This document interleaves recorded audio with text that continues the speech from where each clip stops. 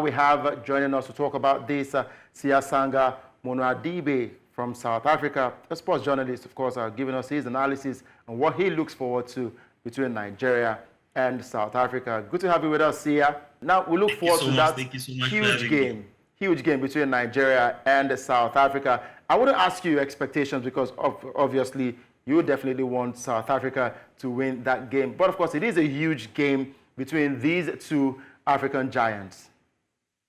Yeah, definitely, for sure. We have a big game at our disposal. Nigeria versus South Africa. We know the history of the fixture, the rivalry between the two nations. So we have a big game.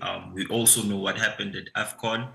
So there'll be a lot at stake. And also, when you look at our group, we're not, both South Africa and Nigeria, we are not where we expected we would be at this stage of the qualifiers. So it will be a crucial game for both teams looking for maximum points or a result at the end of the game.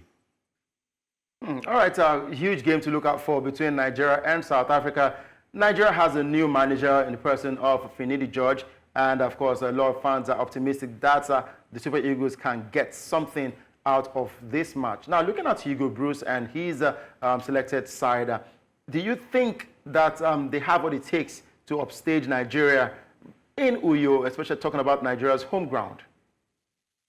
That's for sure. Yeah, they do. I mean, when you look at Bafana, in a period of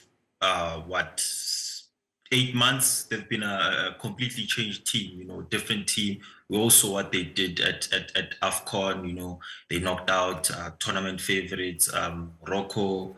And recently they beat, they played a 3-3 draw against Algeria.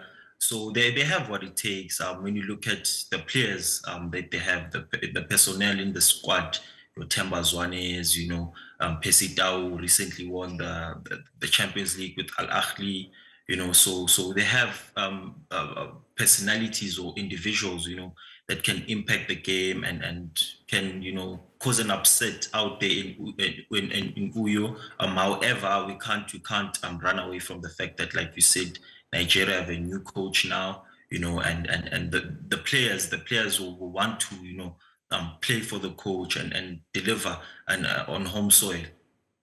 All right, I've got Wale Adegun and Okwe Adebari, but I'm sure Wale has a question to throw at you. Hi, Siasanga, how are you doing?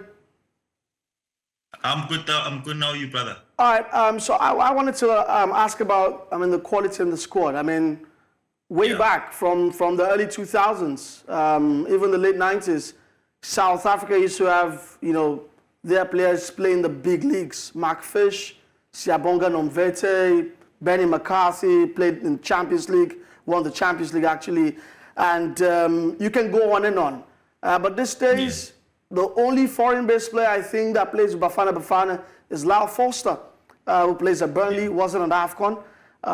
If Persital counts as a foreign-based player, there you go, because he plays in Egypt. But how proud are you right now? Or are you worried that you don't have Bafana players out there? I think there's also Tembo Mokoena in France as well. But it is majorly home-based these days. Is it something of a joy for you, or is it something of worry for you that you don't have a lot of players playing in the big leagues in Europe? Not at all. Like I said, we also what happened at AFCON. Most of our squad was dominated by local players, and we did well. We came out with the bronze medal, so that alone showed that our league is strong enough. Our players are good enough to compete at the highest level. And we also have Siyabonga Ngezana, who was also added in the squad, after a very long time. He plays with FSB in Romania. He was part of the history where FCSB won the league after 9 years, So also we have Pepelo Sitole out there in Portugal, So, but going back to your question, it's not much of a concern because when you look back at AFCON, we our performances out there in AFCON, they brought about the hope back in South Africa to say that we have what it takes to compete at the highest level with our local based players. So we are not concerned at all.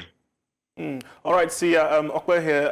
I mean, at AFCON, that was our most recent encounter. And in my own opinion, I think that was probably Nigeria's toughest game at AFCON. And, you know, it was tagged the Amapiano Derby. However, I mean, the end didn't go well for Bafana Bafana. Do you think coming into this fixture do you think it's going to spur them on? Is this fixture going to be more like revenge for Bafana Bafana and trying to restore their status as maybe the originators of Amapiano? Well, I mean, not the players. They won't say it in so many ways that this game will be, you know, revenge. You know, they'll be looking for that revenge. You know, of what happened in AFCON. But that's the case. You know, I'm sure that will be at the back of their heads that you need to go out there, deliver. You know, and come back with the results. You know, the worst result for them would be losing the game, you know, but I'm sure a draw would be also a good result for them. But certainly they won't go out there in Nigeria to lose the game. They'll fight and hopefully they'll bag the 3 points. I mean, we've already claimed the Amapiano bragging rights. So yeah, I'm sure now. They'll be out there looking to get the most important, the crucial 3 points, you know. So, yeah. All right, so we look forward to that huge matchup between South Africa and Nigeria. It happens on Friday, the 7th of June, and we look forward to an amazing time out in Uyo, talking about the nest of champions. Thank you very much, Sia, for joining us today on the show.